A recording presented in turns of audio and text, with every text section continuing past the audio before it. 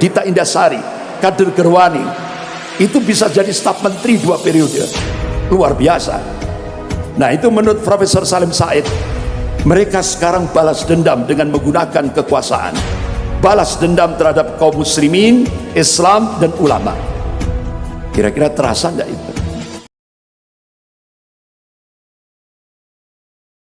Bapak-bapak, ibu-ibu, saudara-saudara yang dirahmati Allah, bahkan hari Rabu 27 Mei 2015, Wakil Perdana Menteri Cina Liu Yangdong di auditorium FISIP Universitas Indonesia di depan akademisi, mahasiswa-mahasiswi, beliau memberikan pidato. Konsekuensi Indonesia mendapatkan bantuan hutang dari Cina tahap pertama, yaitu 647 triliun, itu konsekuensinya 10 juta rakyat Cina daratan wajib masuk ke Indonesia. Targetnya 2020. Kita hanya bisa melihat di koran. Di koran sepertinya dicicil 100, 150, 250, 500, sekian. Tapi begitu Duta Besar Cina untuk Indonesia di Jakarta memberikan konferensi pers di depan media, ternyata tiap tahun rakyat Cina daratan yang masuk di Indonesia, bahkan disiapkan 19 bandara oleh pemerintah, itu 2 juta per tahun. Genap 2020 itu 10 juta rakyat Cina. Oleh karena itu ada dua pensiunan jenderal Angkatan Darat, yaitu Bapak Letnan Jenderal TNI Purnawirawan Sarwan Hamid, mantan Kasospol ABRI, dan ada satu mantan Pangdam, datang ke Jawa Timur. Beliau kumpulkan tokoh-tokoh ulama. Jadi ternyata tenaga kerja asing yang mengaku buruh dari Cina yang didatangkan ke Indonesia itu bukan buruh, rata-rata mereka tentara merah. Bahkan kita cukup kaget, di Jawa Timur markas tentara merah itu ada di Tempeh, Lumajang, dekat lautan pasir. Jadi itu kalau di remote itu pergerakannya ke Malang, Probolinggo, Jember. Nah, kita tidak tahu dari mana dia berangkatnya, itu dari mana, asalnya dari mana. Ternyata sudah ada markas tentara merah di sana. Tapi wa makar Allah wallahu khairul makirin. Mereka membuat makar, tapi Allah membalas makar mereka, dan Allah sebaik-baik pembuat makar. Akhirnya Allah letuskan Gunung Semeru, sehingga akhirnya markas tentara merah yang ada di Tempeh, Lumajang itu langsung dievakuasi. Jadi yang ngusir Allah sendiri. Alhamdulillah selesai sudah. Belum lagi yang di Kalimantan, belum lagi yang di Sulawesi, lebih banyak lagi. Ini sangat membahayakan. Bahkan bapak-bapak, ibu yang dirahmati Allah, pakar-pakar seperti Profesor Salim Said, Guru Besar Ilmu Politik dan Ilmu Militer Universitas Indonesia, beliau memberikan statement di media. Jadi sekarang ini kader-kader komunis yang duduk di DPR RI, yang jumlahnya kurang lebih 200 lebih, sementara politisi Islam cuma 179, yang kader-kader komunis 200 lebih yang duduk di DPR RI. Bahkan kader-kader komunis pasca dihapuskan Litsus, jadi banyak kader-kader komunis yang menjadi bupati, wali kota, bahkan ada yang jadi gubernur. Nah, ini kader komunis jadi gubernur. Nah, bahkan staf menteri 2 periode, Dita Indasari, Kader Gerwani, itu bisa jadi staf menteri 2 periode. Luar biasa. Nah, itu menurut Profesor Salim Said. Mereka sekarang balas dendam dengan menggunakan kekuasaan, balas dendam terhadap kaum muslimin, Islam, dan ulama. Kira-kira terasa enggak itu? Terasa sekali. Ini yang ngomong Profesor Salim Said, tidak sekedar ngomong, beliau punya data, ya kan? Bahkan Profesor Nazaruddin Samsudin, Guru Besar Ilmu Politik Universitas Indonesia, tidak menutup kemungkinan Indonesia akan jadi Singapura kedua kalau umat Islam tidak bangkit. Jadi bapak-bapak, ibu yang dirahmati Allah, bahkan mantan Ketua Penasihat KPK, yaitu Bapak Dr. Abdullah Ehamahua, beliau menyampaikan, minta kepada ormas-ormas Islam di Indonesia untuk siaga 1. Siaga 1. Kenapa kok siaga 1? Tinggal tunggu tinggal tunggu giliran untuk dihabisi. Pertama HTI sudah, kedua FPI, nah sekarang targetnya Muhammadiyah, habis itu Majelis Ulama. Bahkan di DPR RI penghapusan, artinya pembubaran Majelis Ulama sangat masif sekali, terutama kader-kader komunis yang ada di DPR RI.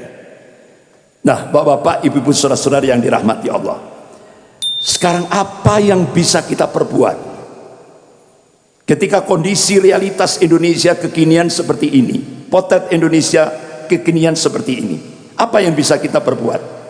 Allah Subhanahu wa taala memberikan solusi syar'i dalam surah Al-Imran ayat 139. Allah berfirman, a'udzubillahi minasyaitonir rajim. Wala tahinu wala tahzanu wa antumul a'launa in kuntum mu'minin. Wala tahinu wala tahzan.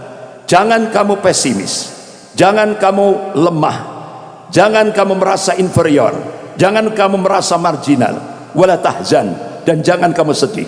Wa antumul a'launa, sesungguhnya kamu itu tinggi. Coba kata a'la dalam bahasa Arab itu maknanya, yaitu dalam bahasa Arab itu isim tafdil. Artinya yang disifati oleh ayat itu bisa tinggi, bisa unggul. Pertanyaannya, kalau kita korelasikan di Indonesia, kapan umat Islam di Indonesia itu bisa tinggi? Kapan umat Islam di Indonesia bisa unggul? Kapan umat Islam di Indonesia bisa punya al-izzah, kewibawaan? Allah berikan kuncinya, in kuntum mu'minin, jika kalian beriman kepada Allah. Artinya apa yang bisa kita perbuat? Dakwah tauhid harus terus kita gerakkan. Ini solusi yang pertama untuk menghadapi Indonesia kekinian. Dakwah tauhid terus kita gerakkan, jangan berhenti. Karena syarat mutlak kemenangan fid dunya wal akhirah itu adalah tauhid. Tauhid yang murni, tauhid yang bersih, tidak terkontaminasi dengan segala macam bentuk-bentuk kesyirikan, pasti menang. Kenapa? Kita diyakinkan oleh Allah, wa man nasru illa min indillahil azizil hakim. Jadi kemenangan itu datangnya dari Allah, bukan dari manusia yang maha perkasa lagi maha bijaksana. Bahkan Allah berjanji, wa kana haqqan alaina nasrul mu'minin. Kewajiban kami, kata Allah, membela, memenangkan golongan mukmin. Ini motivasi, spirit yang diberikan oleh Allah. Kita tidak boleh pesimis, kita tidak boleh lemah. Yang kedua, solusi yang kedua, ayo kita jadikan lembaga-lembaga pendidikan Islam kita, pesantren-pesantren kita, madrasah-madrasah kita menjadi sarana strategis untuk membangkitkan semangat kebangkitan Islam. Karena tantangan kita sudah di depan mata. Yang ketiga, ayo kita jadi as-siyasah as-syar'iyyah. Ayo kita jadikan umat Islam ini melek politik, jangan sampai buta politik. Kenapa Indonesia kekinian seperti ini? Dampak daripada umat Islam buta politik. Oleh karena itu Kiai Haji Ahmad Dahlan Allahumma yarham, pendiri Perserikatan Muhammadiyah, beliau memberikan warning, manakala umat Islam Indonesia ini buta politik, apa yang terjadi di Andalusia itu akan terjadi di Indonesia, habis tidak tersisa. Yang keempat, iktisadiyah Islamiyah, bangun kekuatan ekonomi umat. Dari mana? Masjid. Lewat apa? Kekuatan jamaah. Inspirasinya dari Indonesia ketika peristiwa 212 ini. Tapi yang mempraktekkan lebih dulu Malaysia pada saat Presiden Perdana Menteri Mahathir Mohamad yang umurnya 93 tahun ini. Jadi beliau gerakkan, beli dari muslim untuk muslim. Karena waktu itu Malaysia, kekuatan ekonomi Malaysia dikuasai oleh Cina, sehingga akhirnya dengan gerakan beli dari muslim untuk muslim, alhamdulillah sekarang kekuatan ekonomi Malaysia dikuasai muslim Melayu. Yang kelima, bangun persatuan dan kesatuan shaf di tengah perselisihan umat. Artinya apa? Masalah-masalah furuk kita pinggirkan. Ayo, karena musuh kita, tantangan kita sudah di depan mata kita. Bagaimana komunisme, Syiah, Rafidah bersatu untuk melumat umat Islam ini. Oleh karena itu, apa yang diingatkan oleh Rasulullah SAW 1442 tahun yang lalu sudah nampak terjadi di Indonesia ini. Qala Rasulullah sallallahu alaihi wasallam, yusiku an tada'a alaikumul umamu min kulli ufukin. Hampir-hampir kata Rasulullah, umat-umat kafir itu saling menyeru, saling mengajak-ngajak untuk menyerang kalian min kulli ufukin, dari segenap arah, dari segenap penjuru. Kama tada'a al-akalatu ala qas'atiha. Kalian seperti makanan di atas mangkok kecil yang jadi rebutan orang-orang yang lapar. Ini bahasa kinayah, bahasa kiasan. Sahabat tanya, "Qulna ya Rasulullah, amin qillatin bina nahnu yauma idin." Apakah posisi kami pada saat itu minoritas? Apakah jumlah kami pada saat itu sedikit? Apa jawaban Rasulullah? La, tidak. Bal antum yauma idin katsir. Kalian mayoritas, jumlahmu banyak. Walakinnakum gutha'un ka gutha'il tsair. Tapi kualitasmu seperti buih. Kualitas buih itu tidak punya prinsip, tidak punya jati diri, mudah diombang-ambingkan oleh musuh-musuhnya. Nah, hadis ini bukan justifikasi, bukan pembenaran, tapi ini warning, peringatan dari Rasulullah. Jangan sampai umat Islam di Indonesia ini punya kualitas seperti buih. Manakala umat Islam di Indonesia ini kualitasnya seperti buih, Rasulullah mengingatkan, Allah akan mencabut, wala yantazi'annallahu min suduri aduwakum al-mahabbata minkum. Allah akan mencabut rasa takut dari hati musuh-musuh kalian. Wala yakdifanallahu fi qulubikumul wahan. Dan Allah akan mencampakkan al-wahan di dalam hati-hati kalian. Sahabat tanya, ya Rasulullah, wa mal wahan? Apa yang dimaksud al-wahan? Qala hubbud dunya wa karahiyatul maut. Cinta dunia dan takut mati. Jadi kalau sudah penyakit terlalu cinta dunia, takut mati, takut resiko perjuangan, itu sudah menghinggap di hati-hati kaum muslimin, saat itulah Allah akan cabut rasa takut dari hati musuh-musuh kalian, dan kalian seperti makanan di atas mangkok kecil yang jadi rebutan orang-orang yang lapar. Apa yang dikabarkan oleh Rasulullah ini sudah terjadi di Indonesia. Oleh karena itu Rasulullah memberikan solusi konkret.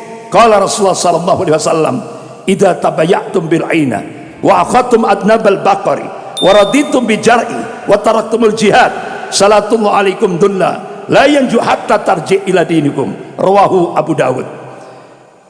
Idza tabayatum bil aina, jika kalian bermuamalah dengan cara-cara al-ina, salah satu dalam sistem riba. Wa akhadtum adnabal baqari, ini bahasa kinayah, kalian pegang ekor-ekor sapi. Waraditum bijar'i, kalian ridho dengan bercocok tanam. Artinya apa?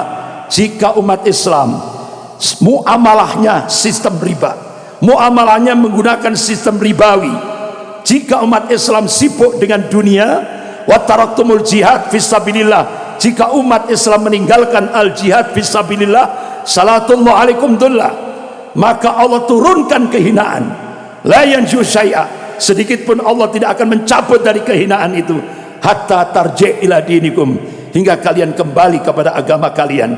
Sebagian ulama hadis menafsirkan hingga umat Islam bangkit semangat jihadnya, baru Allah akan cabut dari kehinaan itu. Mudah-mudahan bapak-bapak, ibu-ibu, saudara-saudari yang dirahmati Allah, dalam kondisi seperti ini bisa membangkitkan semangat umat Islam di Indonesia. Kalau tidak kondisi seperti ini, mungkin umat Islam tidur, Pak. Oleh karena itu dengan kondisi seperti ini, insya Allah bisa membangkitkan semangat umat Islam untuk berjuang dan berjuang. Karena insya Allah, yakinlah Allah subhanahu wa ta'ala akan memenangkan perjuangan kaum muslimin. Karena Allah meyakinkan itu, dan Allah berjanji, dan janji Allah pasti. Innallaha la yukhliful mi'ad, Allah tidak akan mengingkari janjinya. La tabdila di kalimatillah, tidak ada perubahan akan kalimat-kalimat Allah. Jadi tugas kita berjuang. Natijahnya, hasilnya serahkan kepada Allah subhanahu wa ta'ala. Mudah-mudahan insya Allah apa yang didoakan oleh para ulama seluruh dunia ketika istimewa di Timur Tengah 2024, itu beberapa tokoh-tokoh ulama berdoa kepada Allah, mudah-mudahan 2024 pemantik awal kebangkitan Islam global Allah akan munculkan dari arah timur, yaitu dari Indonesia.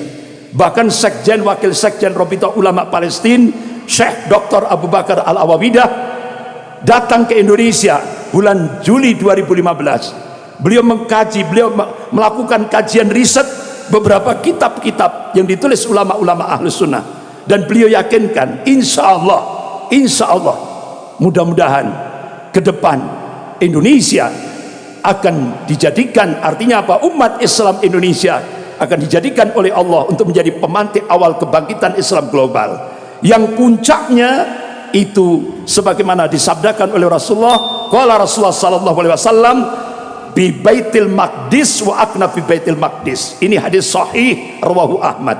Jadi puncak kemenangan Islam di akhir zaman Allah takdirkan di Baitul Maqdis Palestina, bukan di Mekah, bukan di Madinah.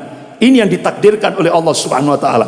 Tapi pemantik awalnya itu yang diharapkan oleh ulama-ulama seluruh dunia. Mudah-mudahan muncul dari arah timur, yaitu Indonesia, dan mudah-mudahan insya Allah itu diawali dari Masjid Sabilis Salam. Allahu Akbar.